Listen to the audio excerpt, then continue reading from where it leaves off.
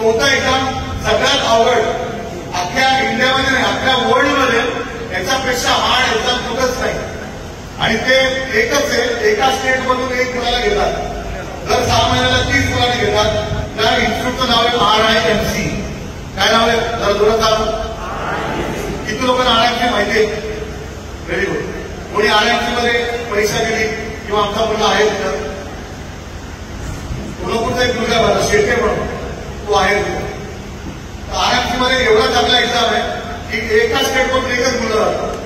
किती हार्ड असेल. चायना म्हणते की गावगाव म्हणून एक्झाम सगळ्यात टफच आहे, पण मी म्हणतो की RIMC पेक्षा टफ एक्झाम कुठलाही नाही. 6वीच्या मुलाला ते 8वीला घेतात. त्याच्यानंतर एक अजून एक एक्झाम आहे, त्याच्याबद्दल लोकांना माहित नाही. सौरभ तिथं होता.